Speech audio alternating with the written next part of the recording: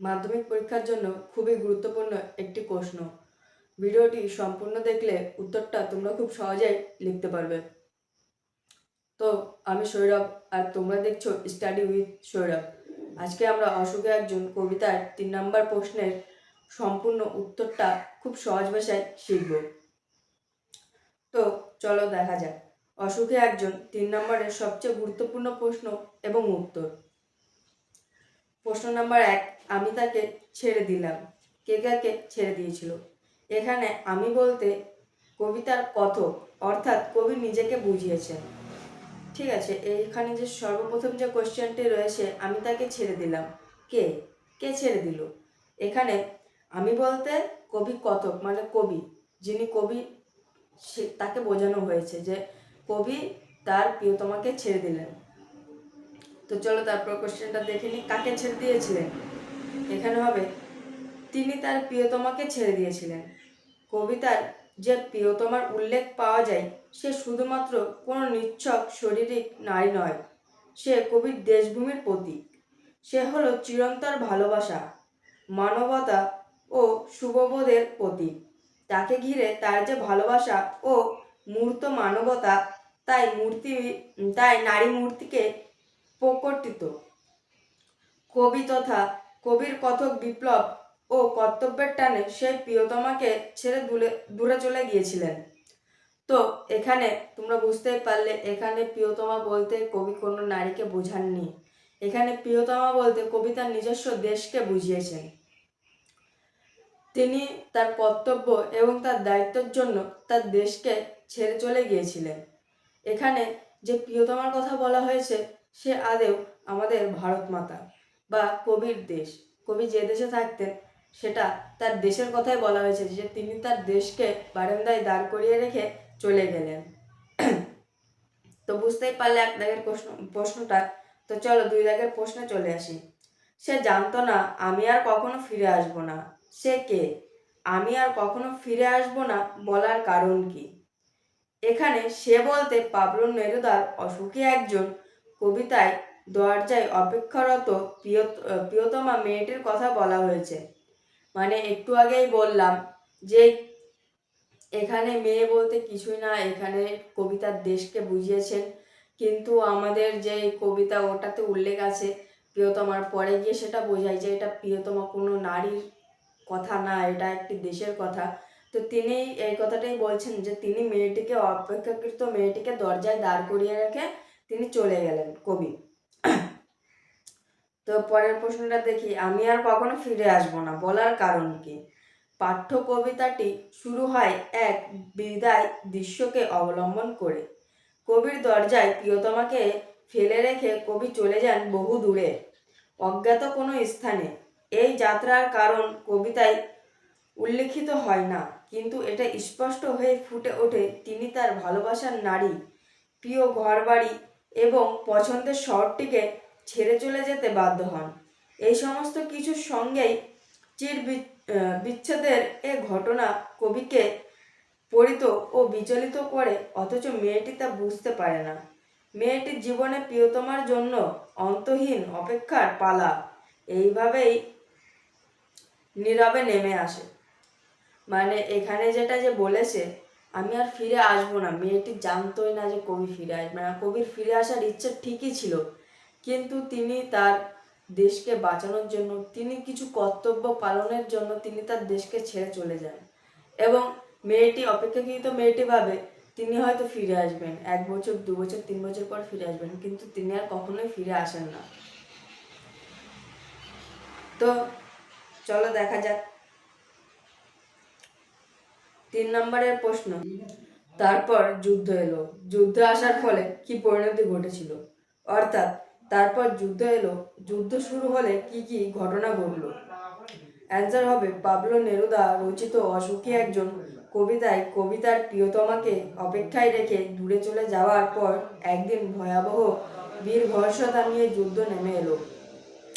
মানুষ আশ্রয়হীন হলো, নিশ্চয়তার হাত থেকে রেহাই পেল না শিশুরাও। দাবানলের মতো যুদ্ধের আগুন সমতলে ছড়িয়ে পড়ল।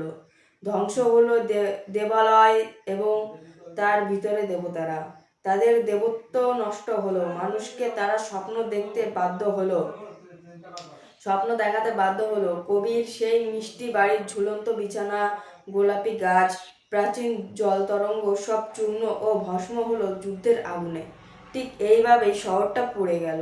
বীর ভর্ষতার চিহ্ন নিয়ে ছড়িয়ে ছিটিয়ে রইল কাঠকয়লা, দোমড়ানো লোহা, পাথরের মূর্তি, ভীবংশ মাথা আর রক্তের একটা কালো দাগ। ধ্বংসের মধ্যে বেঁচে থাকলো কবির প্রিয়তমা এবং সে কবির জন্য অপেক্ষা করতে হবে। মানে এখানে বলেছে ধ্বংসের পরে কি কি হয়েছিল। যখন ধ্বংস হয়ে যায় তখন মানে কি বলবো, তখন এখানে বলা হয়েছে যে যখন ধ্বংস হয়, যুদ্ধ আসে এক আগ্নেয় পাহাড়ের মতো, সমস্ত সমতলে আগুন লেগে যায় এবং এই যে যুদ্ধের ফলে শিশুরাও মৃত্যু হয়, শিশুদেরও আঘাতপ্রাপ্ত হয়, শিশুরাও মৃত্যু হয়। কবির বাড়িতে যে ঝুলন্ত বিছানা ছিল, গোলাপি ফুল গাছ ছিল, প্রাচীন জল তরঙ্গ ছিল, এসব চূর্ণ বিচূর্ণ হয়ে যায়। শহরের অবস্থা এমন হয়, শহরে কাঠ কয়লা পড়ে থাকে, দুমড়ানো লোহা। শহরে যে শান্ত দেবতাদের মন্দির ছিল, সেই মন্দির ভেঙে তার ভিতরে যে শান্ত দেবতারা ছিল তাদেরকেও ভেঙে ফেলেন। এবার ভেঙে ফেলেন, তখন যে শান্ত দেবতাদের মাথা ফেটে যায়, ফেটে রক্তের একটা কালো দাগ দেখা যায়। তো এখানে এই কথাই বলা হয়েছে। কিন্তু এত কিছুর মধ্যেও সেই প্রিয়তমা কিন্তু মরেনি, সেই প্রিয়তমা এখনো পর্যন্ত কবির অপেক্ষায় রয়েছে। তো চলো দেখা যাক 4 দাগে প্রশ্ন কি আছে। শান্ত হলুদ দেবতাদের শান্ত হলুদ বলা হয়েছে কেন? তাদের কি পরিণতি হয়েছিল?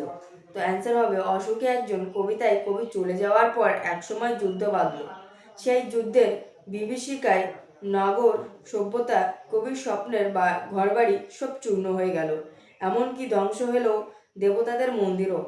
হাজার হাজার বছরে যে দেবতারা মানুষের মনে বিশ্বাস জাগিয়ে এসেছিলেন, যুদ্ধ তাদেরও আসনচ্যুত করল। প্রাচীন দেবতাদের নিষ্ক্রিয়তা ও জীর্ণতাকে বোঝাতে হলুদ ও শান্ত বলা হয়েছে। তো তোমরা এখানে বুঝতেই পারলে হলুদ এবং শান্ত কেন বলা হয়েছে। তার কারণ কি, তারা হাজার হাজার বছর ধরে ধ্যানে মগ্ন ছিল, তারা মানুষের মনে আশা জাগিয়েছে, তারা মানুষের মনে বিশ্বাস জাগিয়েছে, এই কারণে তাদের শান্ত দেবতা বলা হয়েছে। তো তারপরে যে কোশ্চেনটা আছে, তাদের কি পরিণত হয়েছিল? তো দেখো তাদের কি পরিণত হয়েছিল।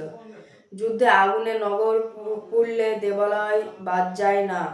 মানুষের মনে দেবতারা যে বিশ্বাস বোধনের জন্ম দিয়েছিলেন তা ধ্বংস হলো। মানে মানুষের মনে দেবতারা যে বিশ্বাসটা জাগিয়েছিলেন যে এটা করলে এটা হবে না, বা পুজো ধর্ম এগুলো করতে হবে বা কোনো কিছু, মানে দেবতারা মানুষের মনে একটা বিশ্বাস জাগিয়েছিল, সেই বিশ্বাসটা ধ্বংস হলো, আর কিছুই না। তো চলো 5 দাগের কোশ্চেনে দেখে নিই আমরা। তারা আর স্বপ্ন দেখতে পারলো না, তারা কারা? তো দেখে নিই তারা কারা। পাবলো নেরুদার অসুখী একজন কবিতায় তারা বলতে শান্ত হলুদ দেবতাদের কথা বলা হয়েছে। তো বুঝতেই পারলে তারা বলতে এখানে শান্ত হলুদ দেবতাদের কথা বলা হয়েছে। তারা আর স্বপ্ন দেখতে পারলো না। কেন স্বপ্ন দেখতে পারলো না? এখানে কবি বিনাশ ও ধ্বংসের করলতে বৈদ্য মহিমার অসারতার প্রতি কটকপাত করেছেন।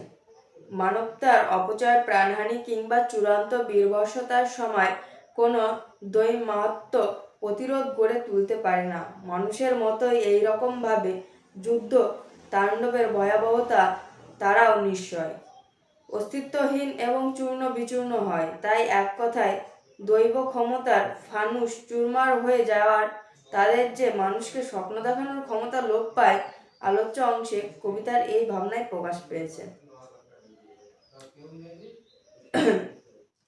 তো এখানে বুঝতেই পারলে তারা কেন স্বপ্ন দেখতে পারলো না, কারণ তারা চুরমার হয়ে গেছে এবং মানুষের মনে যে বিশ্বাসটা জাগিয়েছিল সেই বিশ্বাসটা ধ্বংস হয়ে গেছে, এই কারণে তারা স্বপ্ন দেখতে পারলো না। তো আসলে আমরা 6 দাগের কোশ্চেনটা দেখে নিই। সব চূর্ণ হয়ে গেল, জ্বলে গেল আগুনে, কোন কোন জিনিসের কথা বলা হয়েছে? এই পরিণতির কারণ কি? তো প্রথমটার অ্যান্সার হবে কোন কোন জিনিসের কথা বলা হয়েছে। তো দেখে নি কোন কোন জিনিসের কথা বলা হয়েছে। পাবলো নেরুদার অসুখী একজন কবিতায় আগ্নেয় পাহাড়ের ন্যায় রক্তক্ষয়ী যুদ্ধের ভয়াবহ লেহিহান আগুনে চূর্ণ হয়েছিল কতকের বাড়ি। একাদা যে বাড়ির বারান্দার ঝুলন্ত বিছানায় তিনি ঘুমাতেন। ধ্বংস হয়ে গেল কবির গোলাপি গাছ, চিমনি ও পুরনো জল তরঙ্গ। মানে এখানে কোন কোন জিনিসের ধ্বংস হয়ে যাওয়ার কথা বলা হয়েছে।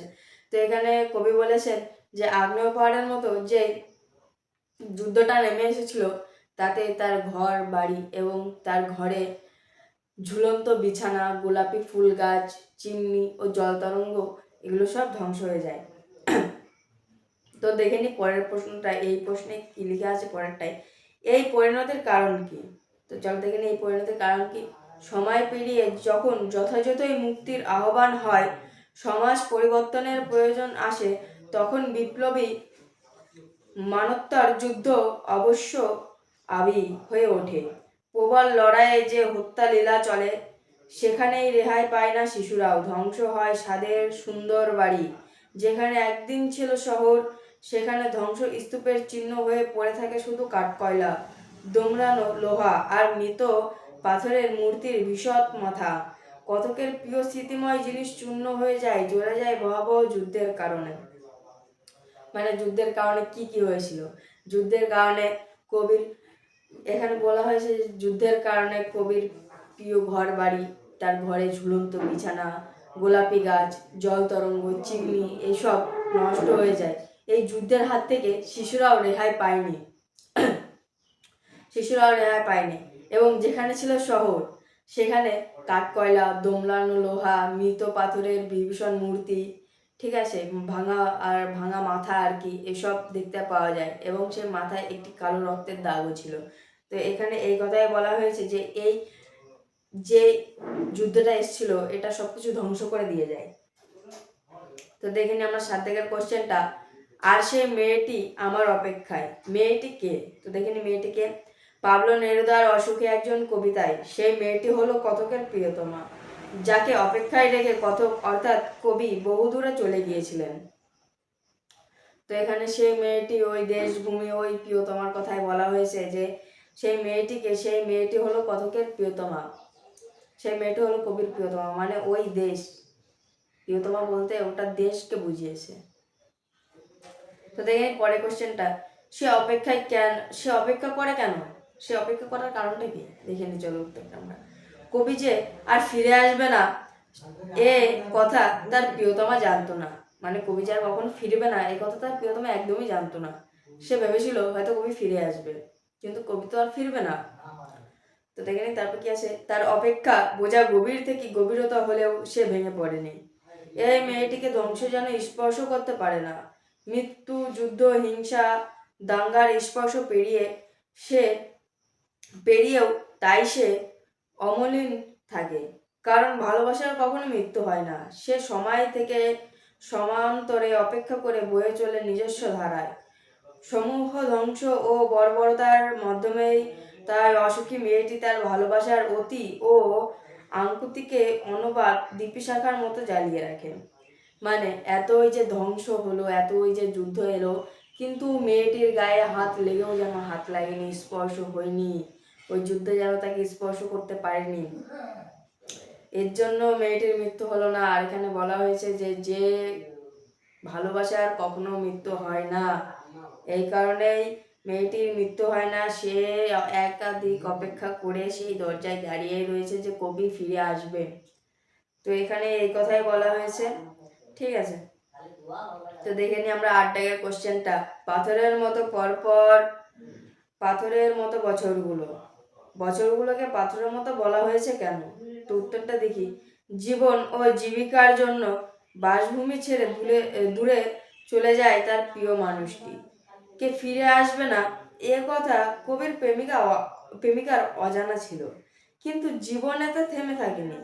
বৃষ্টিতে কবির পায়ের দাগ মুছে তাতে ঘাস জন্মায়, চিরন্তর অপেক্ষা চলতেই থাকে।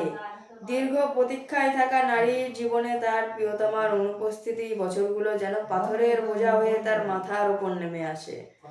এখন পরপর বলতে বিচ্ছেদ বেদনার গভীরতা বোঝানো হয়েছে। মানে পাথরের মতো বছরগুলো কেন নামে আসছিল এটাই বলা হয়েছে। যে প্রিয়তমা ছিল, যে তার অপেক্ষায় ছিল, কবির অপেক্ষায়, সে বছরের পর বছর সেখানে সেই দরজায় দাঁড়িয়ে আছে যে কবি আজ নয়তো কাল অবশ্যই ফিরে আসবে। এই করতে করতে 1টা বছর, 2টো বছর, 3টা বছর, অনেকগুলি বছর কেটে যায়, কিন্তু কবি তো আর ফিরে আসে না। তার মনের ভিতরে যে কষ্ট, যে বেদনাগুলো ছিল, সেটা এখানে পাথরের সঙ্গে তুলনা করা হয়েছে, বছরগুলোকেও পাথরের সঙ্গে তুলনা করা হয়েছে। যে তার মাথার উপর এক একটা বছর মানে এক একটা পাথরের মতো ভর নেমে এলো তার বুকের ভিতরে। তো এটাই বুঝতে পারলে তোমরা এই কোশ্চেনগুলো পড়ে যাও, এগুলি মাধ্যমিকে আসতে পারে, এগুলি মাধ্যমিকে আসার মতো কোশ্চেন কিছু। এগুলো যদি তোমরা খুব সুন্দর করে পড়ো, তাহলে মাধ্যমিকে উত্তরগুলো লিখতে তোমাদের হয়তো সমস্যা হবে না। এবং এই ভিডিওটি তোমার বন্ধুদের কাছেও শেয়ার করে দিও, যাতে ওরাও এইগুলো থেকে একটু পড়তে পারে। এবং একটা কথাই বলবো, ভিডিওটি যদি ভালো লাগে তো অবশ্যই লাইক, কমেন্ট, শেয়ার এবং সাবস্ক্রাইব করে পাশে থাকো এরকম ভিডিও আরও পাওয়ার জন্য। তো চলো, দেখা হচ্ছে অন্য কোনো ভিডিওতে।